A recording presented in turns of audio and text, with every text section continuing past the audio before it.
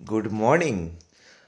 আমি চলে এসেছি ড্রিম রাইডার সুরজিৎ সবাইকে নিয়ে চলার জন্য। তো আজকে আমি এসেছি হচ্ছে একটা কারণে। আজকে আমাদের একটা বাইক ট্রিপ আছে। এই বাইক ট্রিপটা আমাদের হচ্ছে নৈহাটি থেকে শুরু, নৈহাটি টু সিকিম। আজকে আমাদের প্রথম ডেস্টিনেশন হচ্ছে নৈহাটি থেকে শিলিগুড়ি যাওয়া।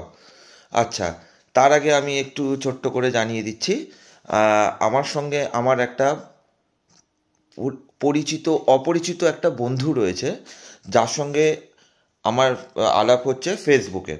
আমি তাকে বলে দিয়েছিলাম যে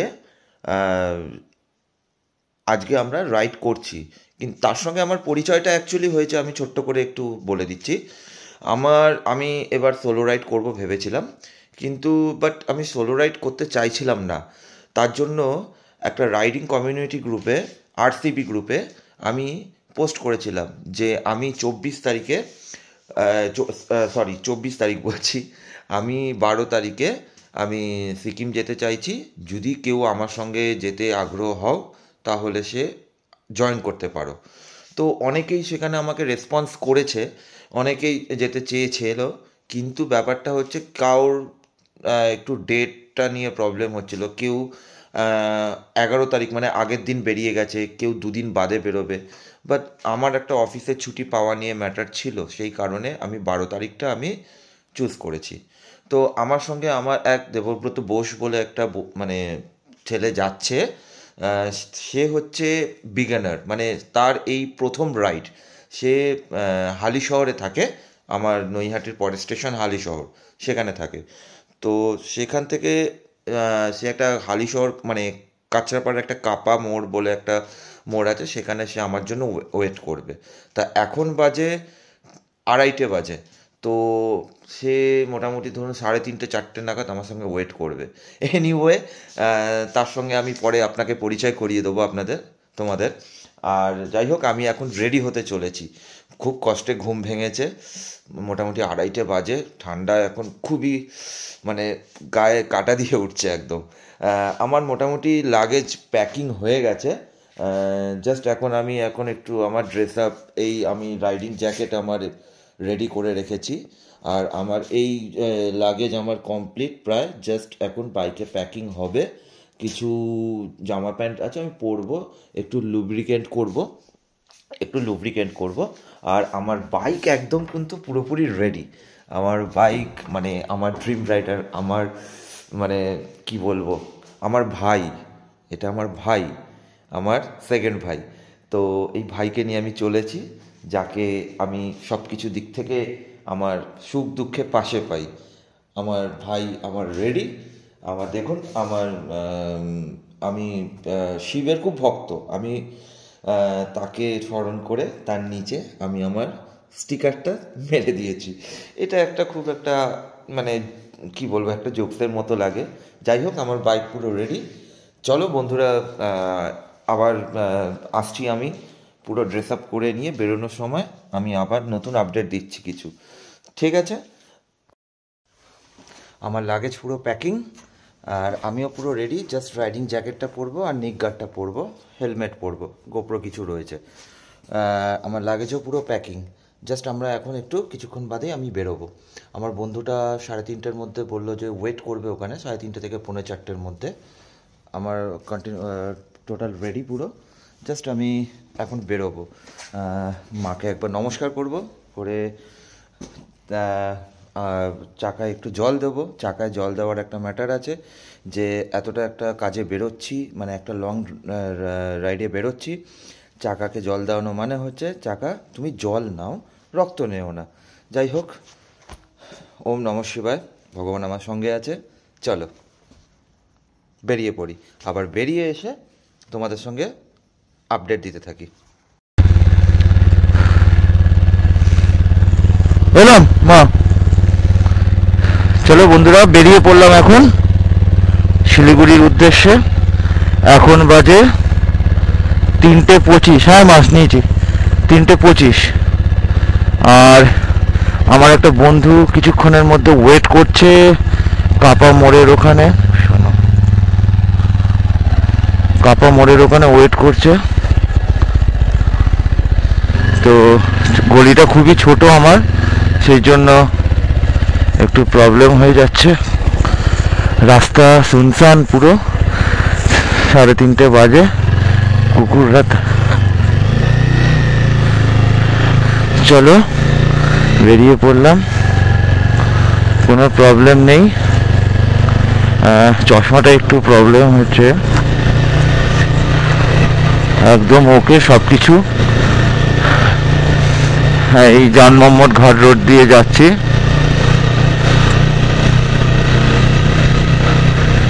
সোজা, তা খুব এক্সাইটমেন্ট রয়েছে, এটা কোনো প্রবলেম নেই, তবুও একটু চিন্তিত বাড়ি থেকে বেরিয়ে, বাঙালি হিসাবে যতটা করা যায়।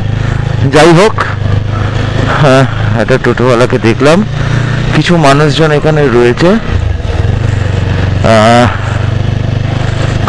হচ্ছে। চলো, একটু ঠান্ডা ঠান্ডা লাগছে, এতক্ষণ খুব গরম লাগছিল, ঘেমে গেছিলাম। যাই হোক, আমরা এখন রয়েছি একটা বাইক এত সকালবেলা এত স্পিডে নিয়ে চলে যাচ্ছে। এই আমাদের নৈহাটি স্টেশন কভার করছি, পেট্রোল পাম্পটা বন্ধ আছে, কিন্তু আমরা এই পেট্রোল পাম্প থেকে আমি তেল ভরবো না, আমি হাই রোডে একটা পেট্রোল পাম্প থেকে তেল ভরবো। ওম নমঃ শিবায়। চলো, বাবা শিবের নাম নিয়ে চললাম। পুরো রাস্তা পুরো এই ভর্তি, তেল তো নিতেই হবে, তবে এখান থেকে না, হাই রোড থেকে তেল নেবো। এত তামঝাম করে ফেলেছি, প্রবলেমটা এখন ওইখানেই হবে যেখানে একটু রিলিফ হতে চাইবো, অনেকটা সময় নিতে হবে। Riding jacket, gloves, tank bag. চলো, এইবার আমি ঘুরবো ডান দিকে, বর্ধা ব্রিজের মুখে যাব।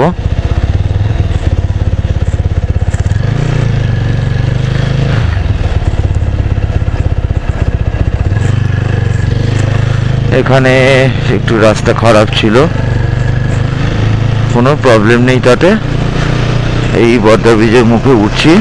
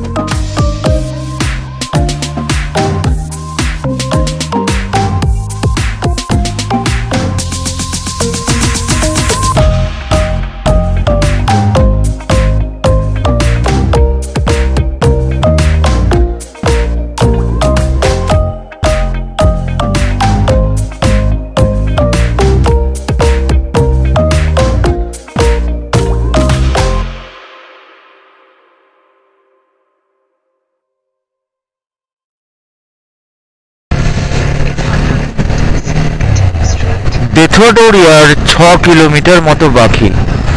আমাদের অনেক লেট হয়ে গেল, তার কারণ হচ্ছে এই কুয়াশার জন্য না কিছু দেখা যাচ্ছে না, ফলে মানে কি বলবো, মানে খুবই টানতে প্রবলেম হচ্ছিল গাড়ি। আর এই যে আমার যে পার্টনার আছে, তার পার্টনারের গাড়ি সামনে, ওকে একটু আগে দিলাম, অনেকক্ষণ ধরে পেছনে ছিল, আর অনেকক্ষণ বাদে আমি লাইভে এলাম, মানে আই থিঙ্ক আমি ব্লগে এলাম। যাই হোক, আজ পরিবেশটা খুব সুন্দর, এবং সব থেকে বড় কথা হচ্ছে, ও হো গাও কি গড়ি গড়ি, সরি কিছু মনে করবে না তোমরা, একটুখানি নিজের মধ্যে ইয়ার্কি একটু ভালোই লাগে বেশ। রাস্তাটা খুবই সুন্দর এখানকার, আর সব থেকে বড় কথা হচ্ছে মানে জীবনে চলতে গেলে একটু তো বস রিস্ক দরকার, এইটা মনে করে তারপরে চলতে হবে। আর আরেকটা জিনিস হচ্ছে, এখানে কোনো রকম ভাবে রিস্ক নিতে পারো, কিন্তু কোনো রকম ভাবে ক্যাজুয়ালিটি যাতে কোনো কিছু না হয়। ঠিক আছে, চলো। শিলিগুড়ির পথে তো আমরা যাচ্ছি, একটা ব্রিজ দেখা যাচ্ছে, ব্রিজটা খুব স্পিড বেশি টানতে পারছি না, তার কারণ হচ্ছে কুয়াশার জন্য, প্রথম কথা। আর কি বলবো, গাড়িতে একটা কিরকম একটা আওয়াজ হচ্ছে ক্লাস টিপলে, জানি না এটা কি প্রবলেম। কোনো রকম ভাবে শিলিগুড়ির পথে যদি কোনো রকম ভাবে করতে পারি, কোনো জায়গায় দেখাতে পারি, প্রবলেমটা সলভ হয় তো খুব ভালো, একটা মনে খুঁতখুত যাতে না থাকে। আর সবাইকে একটাই কথা বলছি, ন্যাশনাল হাইওয়েতে গাড়ি যখন চালাবে খুব স্মুথলি চালাবে, কোনো টেনশন না নিয়ে, আর সবসময় লুকিং গ্লাসটা ফলো করবে। তাতে কি হবে না, লুকিং গ্লাসটা ফলো করলে পেছনের গাড়িগুলো যে আসছে রানিংয়ে, যে 110, 20, 30-এ চলে আসছে, সেগুলোকে দেখে দেয়। যেরকম এই যে দেখুন, আমার আগে বেরিয়ে গেল, আমার স্পিড 55, ওর স্পিড হতে পারে 70-80।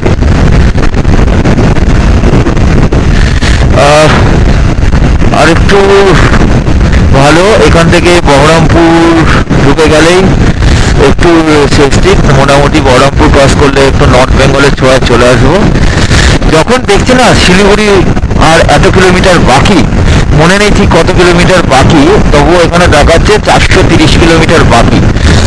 শিলিগুড়ির কোনো সাইনবোর্ড দেখলেই খুব ভালো লাগছে। এই যে কুকুর, গত বছর আমি একটা খুব অ্যাক্সিডেন্টের মধ্যে পড়ে গেছিলাম এই কুকুরের জন্য।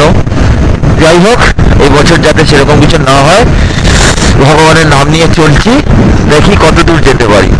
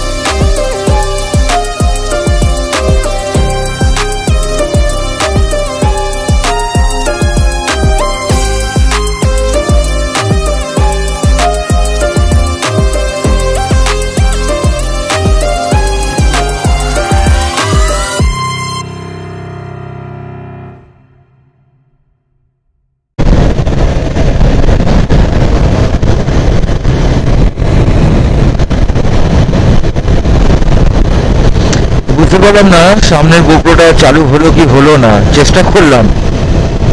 রাস্তাটাও খুব সুন্দর, বহরমপুর বাইপাস।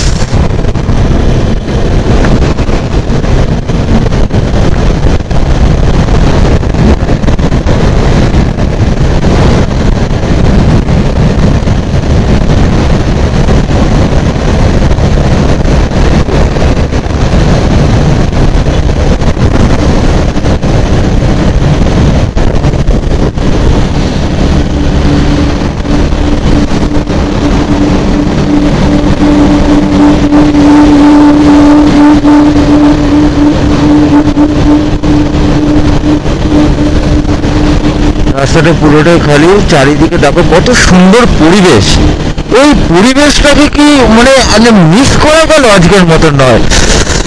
ব্রিজটা দেখো কত সুন্দর। আর এই ব্রিজটা বহরমপুর বাইপাস মানে নতুন হয়েছে, এটা কানেক্টিং হয়ে ইজি টু ওয়ে করে দিয়েছে। মাঝখানে একটু ব্রিজের মধ্যে আই থিঙ্ক মনে হচ্ছে কাজ চলছে, তার জন্য জানি না কি জাম হতে পারে।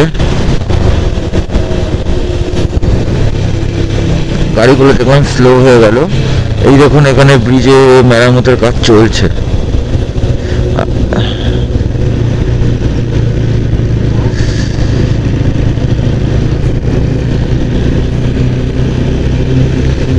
খুব সুন্দর লাগলো বহরমপুর বাইপাস ব্রিজ। মাঝখান থেকে একটা নদী বয়ে গেছে, আই থিঙ্ক এটা ইছামতি নদী হতে পারে, কারণ বলছি হ্যাঁ এটা ইছামতি নদী, রাইট, ইছামতি নদী। এটা এই নদী মুর্শিদাবাদ দিকে চলে গেছে বহরমপুর হয়ে। হ্যাঁ এটা ইছামতি নদী। নদীতে শীতকাল জল ঠিকই আছে, মোটামুটি খারাপ নেই। রাস্তা দেখুন শুধু, পেছনে দুটো লরি পাশাপাশি আসছে। একটা মনে হচ্ছে আমাকে ওভারটেক করার চেষ্টা করবে আই থিঙ্ক, বাট আমি তো আমার ওয়েতেই চলছি।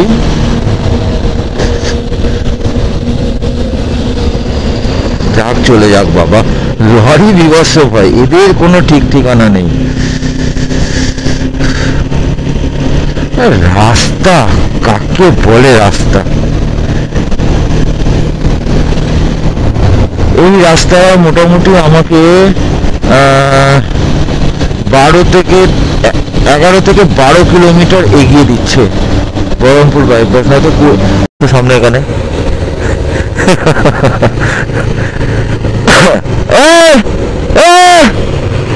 রুক,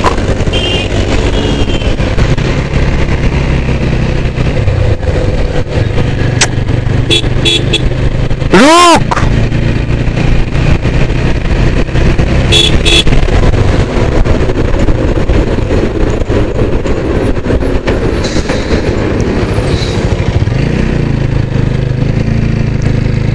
আরে यार, ওকে রুকতে বলছি রুকছে না।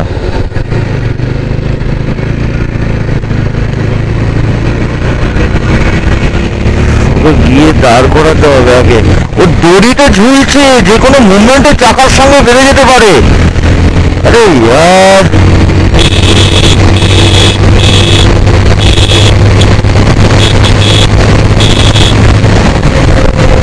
रुक रुक रुक भाई, रुक रुक रुक रुक रुक रुक।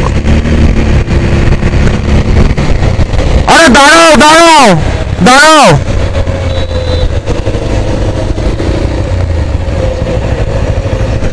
নামো নামো নামো নামো বাইক থেকে।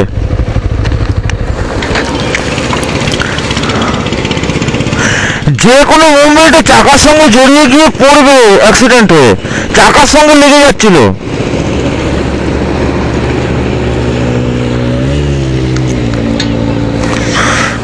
দাঁড়াও,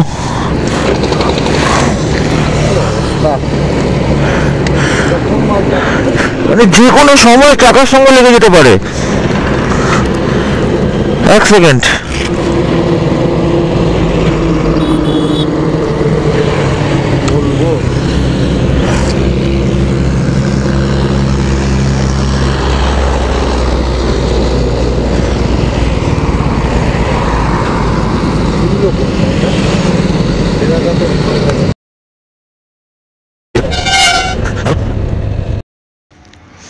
হ্যালো, এখন আমরা রয়েছি মালদায়।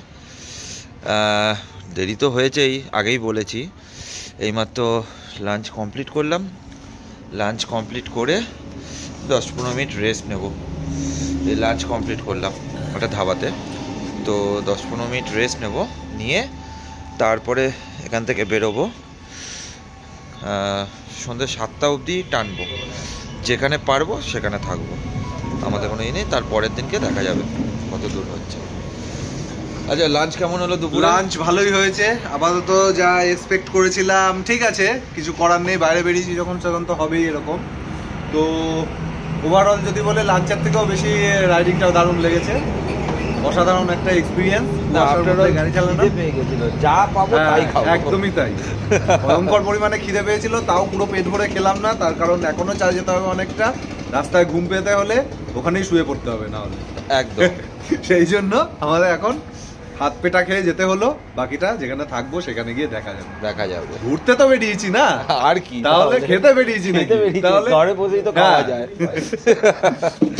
ঠিক আছে, হ্যাঁ, আমরা এখন একটু রেস্ট নিয়ে বেরোবো, তারপরে আবার রাস্তায় দেখা হচ্ছে। টাটা। হ্যালো বন্ধুরা, অবশেষে চলে এলাম শিলিগুড়ি। তো এখানে একটা হোটেল আমি নিয়েছি। আপনার হোটেলের নাম হচ্ছে, আপনার হোটেলটার নাম কি? সর্দারজি লজ। হোটেলের নাম হচ্ছে সর্দারজি লজ। তো এই হোটেলে আজকে রাত্রের জন্য স্টে করছি। আর সবথেকে বড় জিনিস হচ্ছে এই হোটেলে আপনার খুবই সুন্দর এই হোটেলটার রিসেপশনটাও খুব সুন্দর, দেখুন।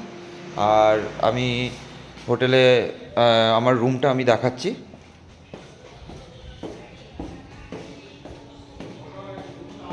যা মুখের পরিস্থিতি হয়েছে,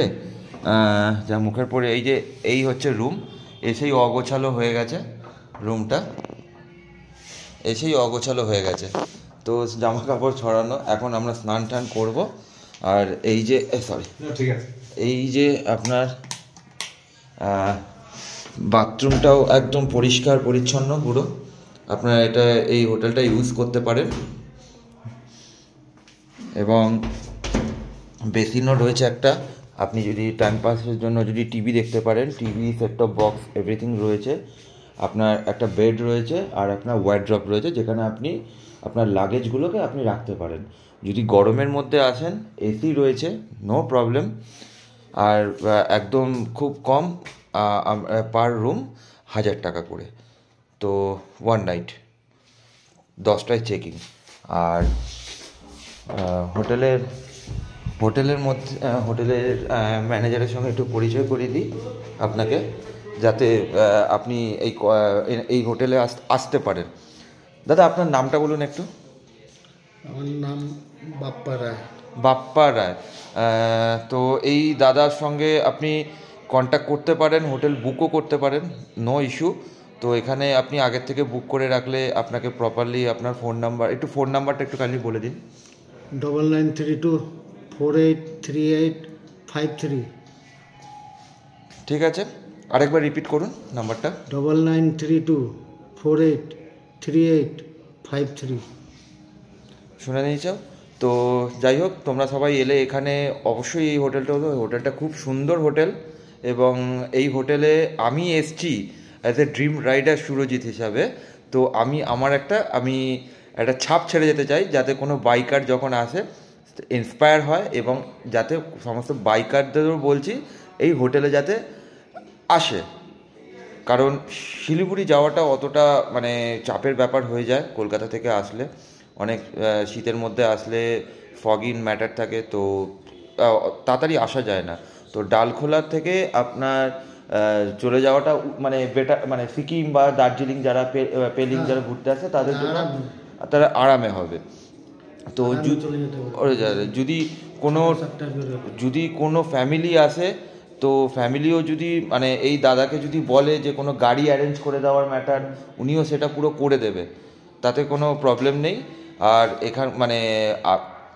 বাজেট একদমই লো, খুব একদম দারুণ, যেটা বলে সস্তায় পুষ্টিকর।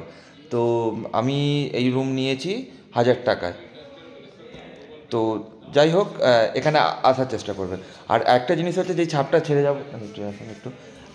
যাব, আমি এখানে আমার একটা ড্রিম রাইডারের স্টিকার আমি এখানে দিয়ে গেলাম। সমস্ত বাইকারদের বলছি, তারা যদি আসে তাহলে দেখো, তাহলে বুঝতে পারবে। একটুখানি ধরুন এটা এরকম করে, হ্যাঁ, আমি এই ড্রিম রাইডারের স্টিকারটা আমি এখানটা মেরে দিচ্ছি।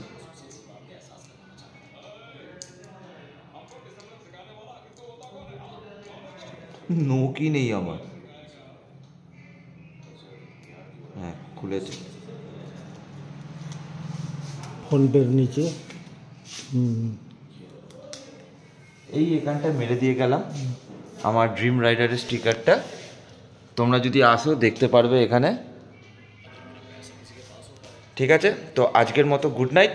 আর কালকে আবার সকাল থেকে আবার তোমাদের সঙ্গে রয়েছি তোমাদের জন্য।